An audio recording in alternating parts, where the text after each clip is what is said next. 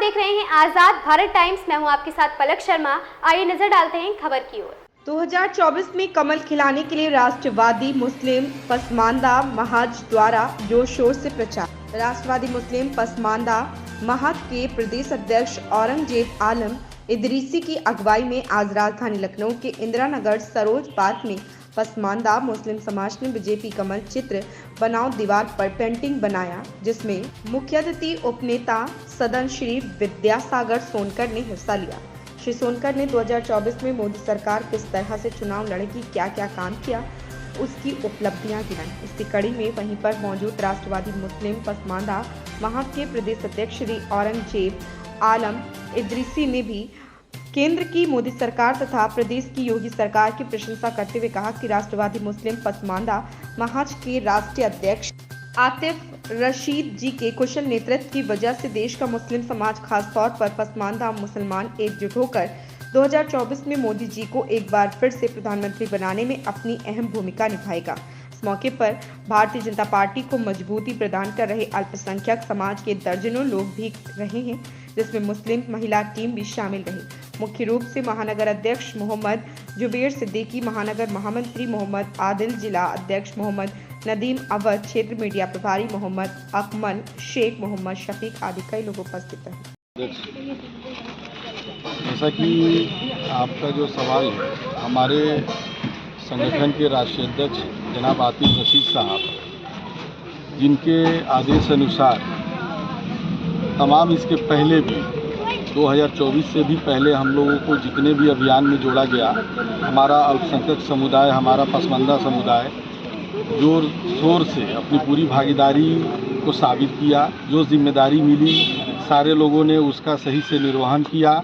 जैसा कि अभी उनके निर्देश मिला है कि अभी दीवार लेखन अभियान का शुभारंभ हुआ है, जिसकी यहाँ कल लखनऊ में हमारे राष्ट्रवादी मुस्लिम पसमानदा महाज के लखनऊ की टीम, हमारे जिला अध्यक्ष नदीम साहब और महानगर अध्यक्ष जुबैर साहब के नेतृत्व में शुरू किया गया। वहाँ से शुरू करने के बाद हमारी महिला मोर्चा की टीम की हमारी शहनाज आपा के नेतृत्व में शुरू किया गया मड़ियाहू से, और आज जैसा कि हमारी पूरी अल्पसंख्यक समुदाय की टीम हमारे बीजेपी के माननीय सागर सोनकर जी के दीवार लेखन कार्यक्रम में मौजूद रहा। और हमारे यहाँ जितने भी कार्यकर्ता साथी हैं, हमारे ये महामंत्री हैं महानगर के आदिल साहब और हमारे तमाम साथी हैं जो यहाँ मौजूद हैं, हम लोग अपनी मौजूदगी दिखा के ये साबित करते हैं कि मुस्लिम पसमानदा माननीय योगी जी मोदी जी के साथ है और साथ ही रहेगा। क्योंकि जिस तरीके से माननीय मोदी जी ने हम पसमानदाओं को एड्रेस किया, उन्होंने हमारे लिए बहुत सारे काम किए और कर रहे हैं। और सबसे बड़ी बात कि काम तो मान लीजिए अलग है, अगर आप हमें जो सम्मान दे देते हैं तो सम्मान से बढ़ के कोई चीज़ नहीं है। हमारे हिंदुस्तान की संस्कृति ही है, गंगा जमुनी तहजीब जिसको बोलते हैं, वही हमारे देश की जान है।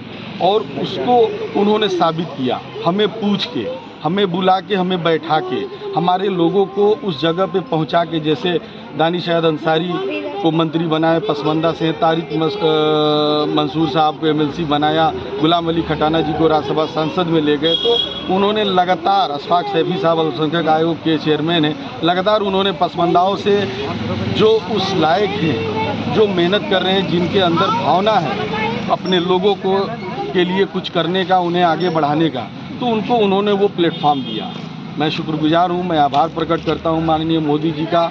और हम तब तक उनके हर एक अभियान में ऐसे ही शामिल रहेंगे जब तक हम लोग के दिल में जान है। हम ना रुकेंगे ना थकेंगे। राष्ट्रवादी मुस्लिम पसमानदा महाज पूरे राष्ट्र में काम कर रही है जनाब आतिफ रशीद साहब के नेतृत्व में, और उत्तर प्रदेश की टीम हम सब मिलजुल के कर रहे हैं, करते रहेंगे। और 2024 में जो इस बार का प्रण है कि अब की बार 400 के पार, वो बिल्कुल होके रहेगा। उन राजनेताओं को सर क्या कहेंगे जो लगातार भारतीय जनता पार्टी के ऊपर आरोप लगाते हैं, और वो कहते भी हैं कि मुस्लिम समाज को सिर्फ और सिर्फ भारतीय जनता पार्टी ने उनके जितने भी ज़मीनी लेवल का काम होता है उसको रोकने का काम किया है, और बीजेपी सिर्फ और सिर्फ हिंदू एजेंडा को ही आगे बढ़ाया है। तो ऐसे मुद्दों पे क्या है? इसमें बहुत कुछ, इस मुद्दे में कोई दम है नहीं मेरे भाई, चूँकि वो विपक्ष हैं और उनको अपनी दुकान चलानी है, तो वो कुछ न कुछ बोलते रहेंगे। आप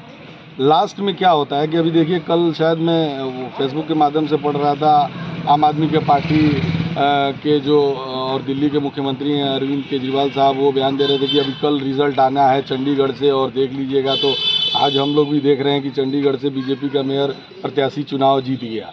तो कहने का मतलब, ये लोग केवल कहते हैं और भ्रमित करते हैं। यही तो होता आ रहा है कि 70 सालों से केवल लोगों ने पसमानदाओं को, चाहे मुस्लिम हो चाहे हिंदू हो, सबको इन लोगों ने केवल छला है। ये पहली बार ऐसा हुआ है कि 2024 से लेके 2014 से लेके 24 तक के सफ़र में पसमानदाओं को जो मान सम्मान, प्यार और काम मिला है, वो हमें उम्मीद है आगे मिलता रहेगा। और हम लोग भी उसका, जैसे माननीय मोदी जी का जो संकल्प है, सबका साथ, सबका विश्वास, सबका विकास और हम लोगों का प्रयास, ये शामिल रहेगा।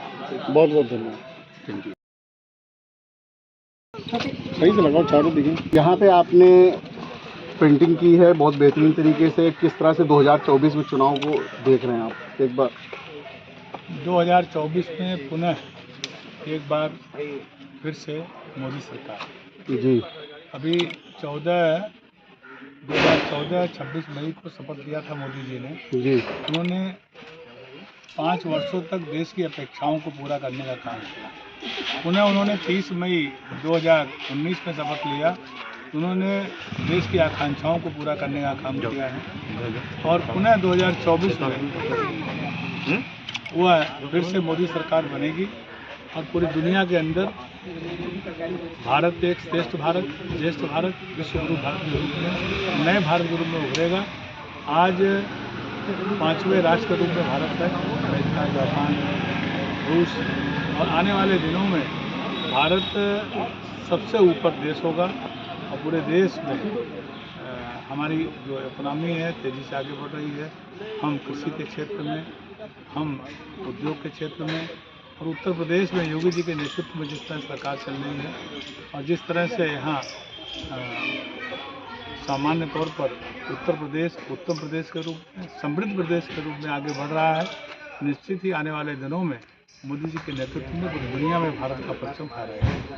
सर कल बिहार में भी जैसे कि सरकार बनी है दोबारा, उस पर क्या कहना चाहेंगे आप? गठबंधन, देखिए, वो हमारे पुराने साथी थे, हैं, और नीतीश कुमार जी शुरू से अटल जी के साथ भी थे, अभी मोदी जी के साथ थे। बीच में उनको किन्हीं कारणों से गए थे, उन्हें लगा कि मैं जहाँ वहाँ ठीक नहीं है, कुछ ठीक नहीं चल रहा है बिहार में, बिहार की गति में अवरोध हुआ था। इसलिए नीतीश जी ने पुनः अपने घर में आकर के अपनी सरकार में पुनः शामिल हुआ। सर यहाँ पर देखा जा रहा है कि जिस तरीके से अल्पसंख्यक भी लगातार बीजेपी के साथ जुड़ते जा रहे हैं, क्या इस बार 2024 कुछ अलग ही माहौल देखने को मिलेगा? आप जानते हैं, हमारे नेतृत्व का पहले से नारा मोदी जी ने कहा है, सबका साथ, सबका विकास, सबका विश्वास और सबका प्रयास। सबको साथ लेके आगे चलना है, सबका विकास करते हुए चलना है, सबके प्रयास से चलना है। तो इसलिए हम उस दिशा में सबको, हमारे यहाँ सबको लेके चलना है। पूरे देश में देश के सभी लोगों को साथ लेके चलना है, किसी को छोड़ना नहीं है, किसी के साथ कोई पार्शलिटी नहीं करनी है, सबको साथ लेना चलना है। चाहे युवा हो, बेरोजगार हो, नौजवान हो, महिला हो, किसी भी वर्ग समाज के लोग हों, सबको साथ लेके मोदी चलने का काम करेंगे। धन्यवाद। Thank you. इस खबर में बस इतना ही। देखते रहें आज़ाद भारत टाइम्स।